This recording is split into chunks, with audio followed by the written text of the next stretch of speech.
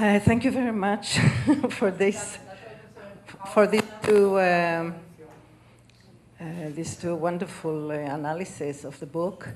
Although most of the quotations were quotations of quotations, but never mind. To answer some of the questions we're here, this book really is an book, and what I wanted to do was an analysis that I should call really a semiotic analysis, which includes a linguistic analysis, a rhetorical analysis, and a visual analysis of the visuals.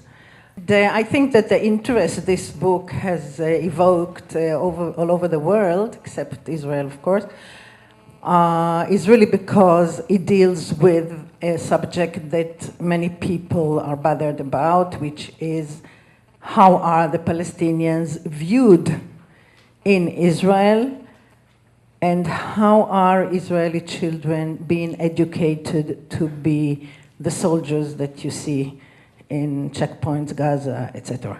So this is what I wanted to see when I started analyzing the books in this aspect.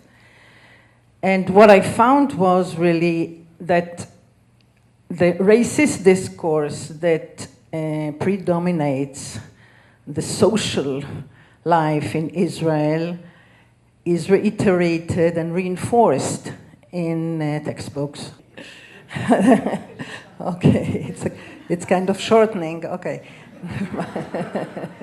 Shorthand, yeah.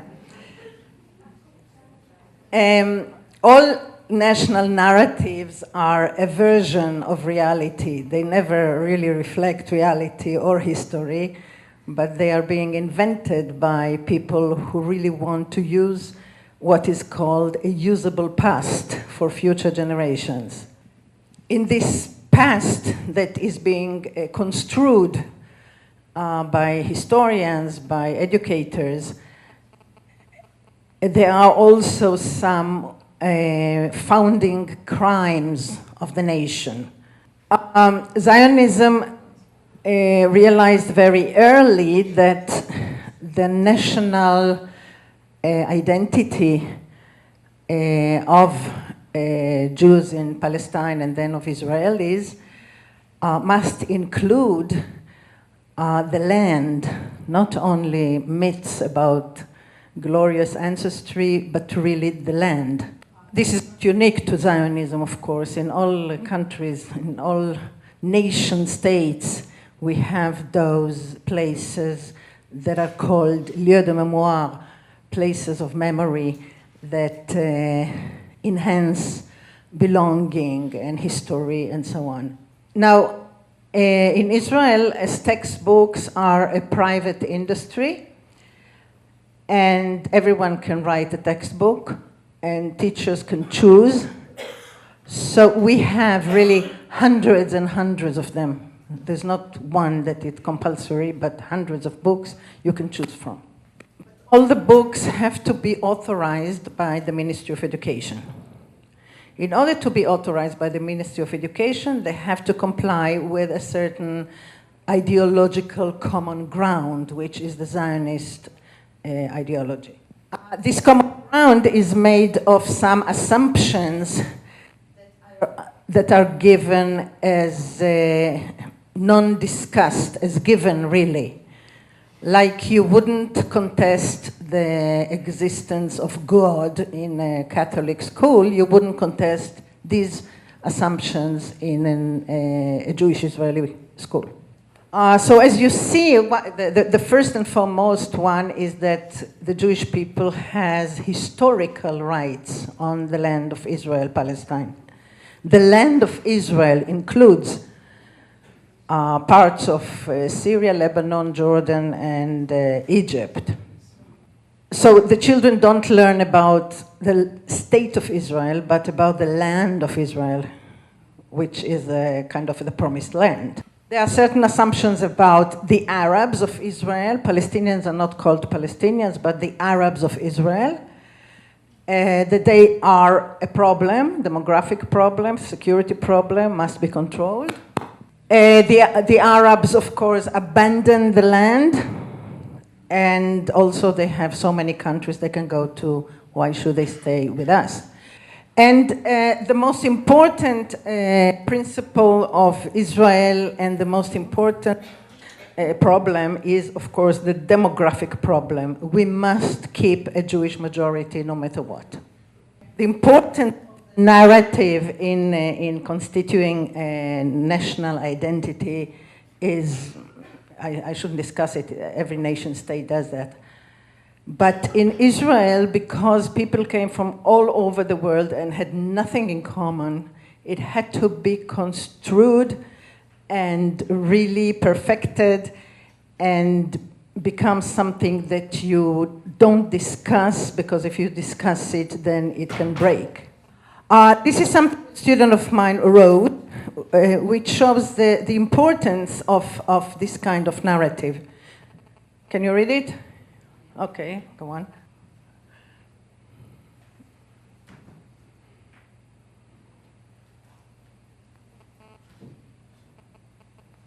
Va bene?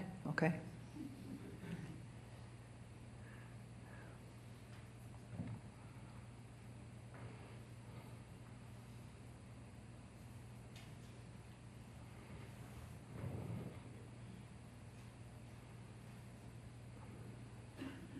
Yeah, go on.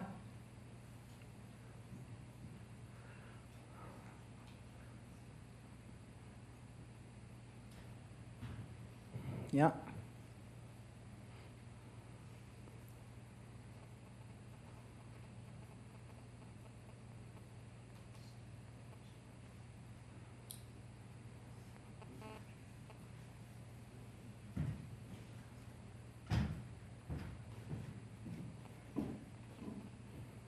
Okay. So this is what he says about the importance of narrative. This is a person who was a soldier and then became a peace activist, and this is what he says. Okay. Now the narrative, I said, is made first and foremost of our historical rights on the land. The land is ours. It belongs to the Jewish people. It doesn't belong to the people who live there, and this is the meaning of ethnic democracy. It's a democracy of one ethnicity, not of the others. And the rights are given according to ethnicity and not according to citizenship. The land belongs not to the state of Israel, but to the Jewish people all over the world. So this is the map that we have. We don't have any other maps. You can see this map everywhere. I mean, in offices, in theaters, in publicity, everywhere, not only in school books. Result, nobody really knows where the borders are, the international borders are. The state of Israel, which is a part of the land of Israel, is a temporary entity, so it's not very important. Therefore, the message is that international decisions and international laws are not applicable to us. This is a map from a book called The Mediterranean Countries. And the chapter is called One Sea with Many Names. But instead of giving all the names of a Mediterranean, next to the map you have biblical phrases that reiterate the divine promise to give us the land.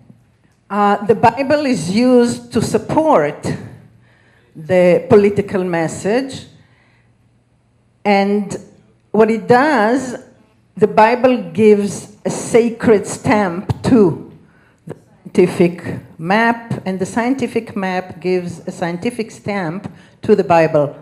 So altogether, it's a very meaningful and forceful text here. I mean, the map and the quotations from the Bible that make the message of the Israeli education. In Jewish, according to Judaism, if you have a phrase from the Bible or from the scriptures in a book, this book cannot be thrown away. Okay, this book becomes eternal.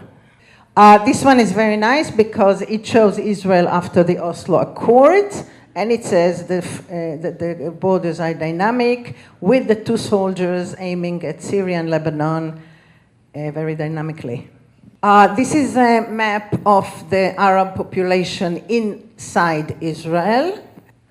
And as you see, the part which is Palestine is depicted as part of Israel for which we have no data, which means many are no people there. This quality of maps always lie, we know that. But for example, you have maps that show that Europe is in the center of the world, which is a lie. But this technique is called geographic or toponymic silence, by which you just eliminate people and cities and villages. Geographic silence and toponymic silence erases places and people from where they live, and since all we know about territories are the maps, this is what we know.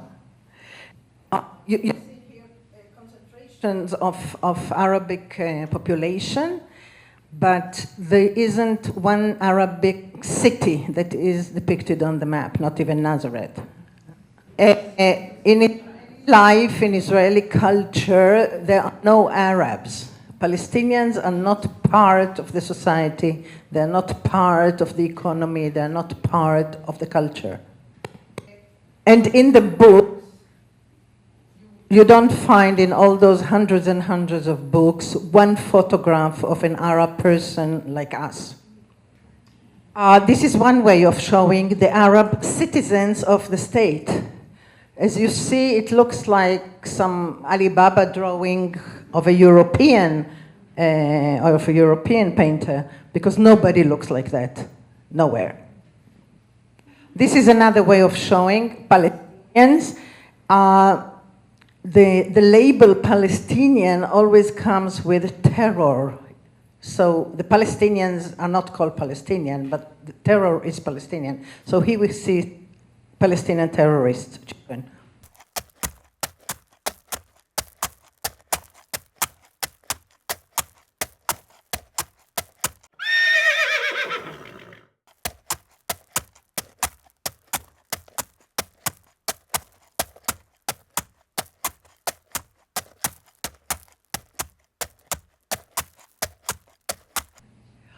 This is another way to show Palestinian from high above. And it is very much like in European school books when they show third world. It's always from above, like a phenomenon, not like human beings. Or like primitive farmers, you see? This is the Arabs of Israel. And as you see, this farmer goes away from progress. Also the houses, the traditional houses with the roofs to collect rain are seen as something primitive, whereas the individual houses that have roofs like in Switzerland seem progressive.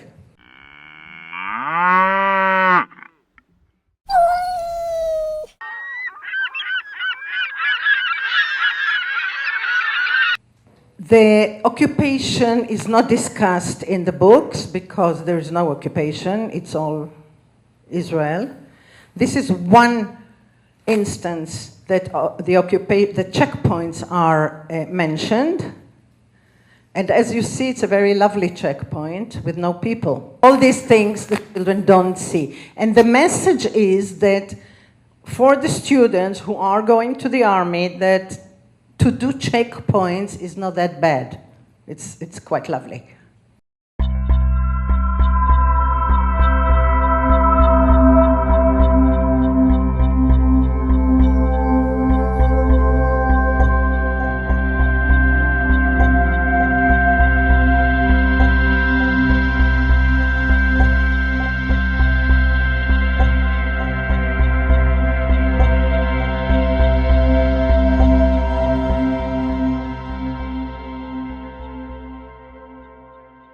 The last thing I want to mention is really the thing of the massacres.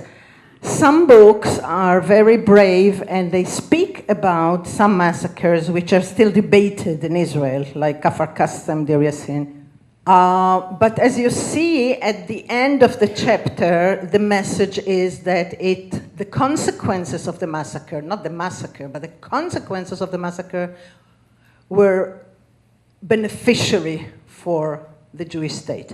And in terms of layout, you see that, for example, here is the massacre, but the general view of the double spread is our brave soldiers, yes. On the other hand, you have a song that glorifies them, and in the middle, you have what they achieved through the massacre, which in this case was the liberation of the road to Jerusalem.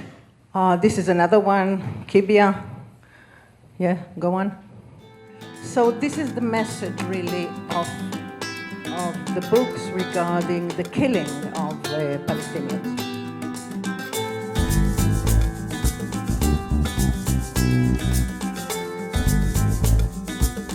Ehi, tu non avere paura di sperare ancora. Io so che il giorno arriverà e Babilonia brucerà. Tu non avere paura di lottare ancora e metti tutta la forza che hai e non mollare mai. Esce il sole, scendi in strada, no, canta insieme a noi. Non mollare mai. Questo mondo può cambiare se anche tu lo vuoi. Non mollare mai. Sei padroni dell'impero, sono ancora qua. Non mollare mai. Col denaro non puoi comprare la tua libertà. Non mollare mai. Guarda intorno tutto ciò che non va ogni giorno. Sfruttamento,